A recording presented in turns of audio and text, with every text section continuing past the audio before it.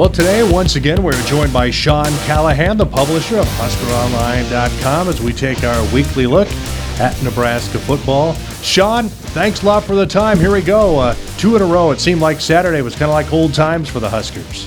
You emptied out the bench, and a bunch of kids from around the state of Nebraska got opportunities to play in the game. At one time, you had a quarterback from Wahoo Newman, a running back from Boone Central, a defensive end from Loop City making a sack, a defensive back from Blair on the field. So it had kind of an old school Saturday feel. And, you know, part of me thinks that's what Scott Frost really wanted. And they're making a strong push to a lot of kids around the state, especially with the walk-on program. And that was big to have a day like that, just to have some tangible evidence about getting some of these kids on the field, because they took snaps away from some scholarship guys that, you know, didn't get opportunities on Saturday. I thought that was pretty cool to see.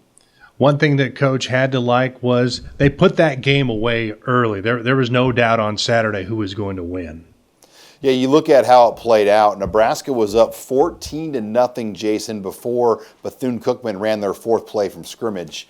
So you think about it in those terms. Nebraska drives down the field, scores. Defense gets a 3-and-out. Special teams touchdown by J.D. Spielman, 14-0. And from that point on, you kind of knew it was going to be a day like that. And it was just a matter of when Scott Frost wanted to pull back. And I think it became fairly evident. He's like, let's get the work in. Let's get Devine, J.D., Adrian, Stanley, Morgan, their reps, and what they need to get done in the first half, and then we're going to go to the reserves in the second half. And Nebraska could have put 100 points up if they wanted to on Saturday, but that was not the mission of that game. It was to get the work done when they needed to, and then allow a lot of other guys into the game, which we saw. I know we tracked the numbers, and as far as offensive and defensive snaps, not special teams, 30 guys played for the offense, 37 took snaps on defense.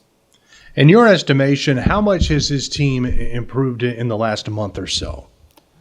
Well, I think it's fairly evident. They're still very thin, though, on defense, and they can't get around that. They don't have the pass rush. They don't have the depth. And that's where they're going to probably run into problems on Saturday at Ohio State. Ohio State's obviously deeper on offense, and they're going to be able to move the ball. But I think you're seeing the offenses have that swagger, that confidence. When Scott Frost came here, we thought this was going to be an offense that could really move the ball. It took a while for that to happen. I think the last few weeks we're really starting to get a feel for what this can be and what it's going to be with Adrian Martinez and these guys in the coming years.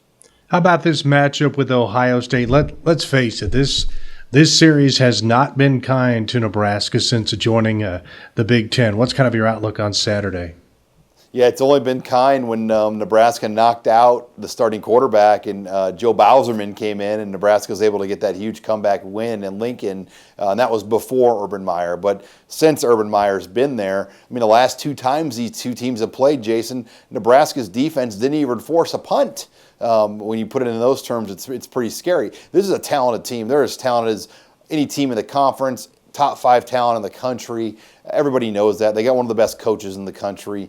I think really it's about withstanding that initial surge, because Ohio State's going to come at them with everything early. They're on a bye week last week. They just got beat. So you know Urban Meyer is going to bring the kitchen sink. Can Nebraska withstand that charge and then kind of settle into a rhythm? We didn't see that at Michigan. Can they do that this time around at Ohio State? You'd mentioned before, this is a morning game, not a night game. Is that a break for the Huskers? I think it is. I mean, every one of these games in the series has been a night game.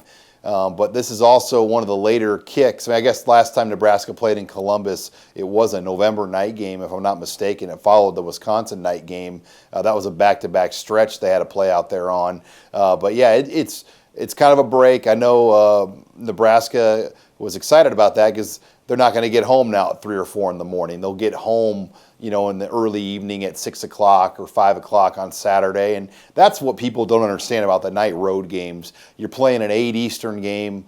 The game might end at close to midnight. You're lucky if you're on the plane by 1:30 in the morning Eastern. So, yeah, getting back early, that will be nice to give the players the rest. But then the atmosphere of the crowd, it's still going to be it's going to be a tough place to play. But I think it dials it back a little bit at 11 a.m. What's kind of your take on what's going on with Ohio State for a second straight year? Urban Meyer, with all of that talent, he was blown out on the road against an opponent he was expected to beat. Yeah, I think it's all kind of caught up to him from the beginning of the year. All the pressure, all the things that happened with Zach Smith, they were able to kind of, get around all that stuff. But now I just think all the things and the pressure has mounted up. And then you got Michigan now playing at such a high level. That's got their fan base on edge, knowing that they've got that game coming up. And, oh, my gosh, we're not playing at the level of Michigan right now. We're going to lose this game, too. So I just think their fan base has been so spoiled as far as success that any sign of it's not going well, it's caused panic. And it's led to a lot of rumors. Guys like Paul Feinbaum in the SEC, on SEC Network, are saying Urban Meyer's all of a sudden got health problems and he's saying this and that. This might be his last year. In fact, I'm hearing it's his last year. Urban Meyer actually had to address that he does plan to be back to coach Ohio State next year. So there's just been a lot of added distractions. And I think that Purdue game, followed by the fact they were on bye, has really opened up the speculation and rumors about Urban Meyer. One final question before I let you go. On Saturday, if Nebraska is to make a game of this, do you see it kind of developing into a shootout? I don't see Nebraska's defense being able to consistently stop Ohio State. So if they're to make a game of this, it's going to have to be the offense is clicking and Adrian Martinez can make some special things happen. And we've seen that this year. And that's what I'm most intrigued about. How much better has this team gotten maybe since that Michigan game? And can Adrian play a lot better this time around? We'll see what happens on Saturday. Sean, as always, thanks a lot. Thanks, Jason. And that was Sean Callahan, the publisher of HuskerOnline.com. I'm Jayson Jorgensen.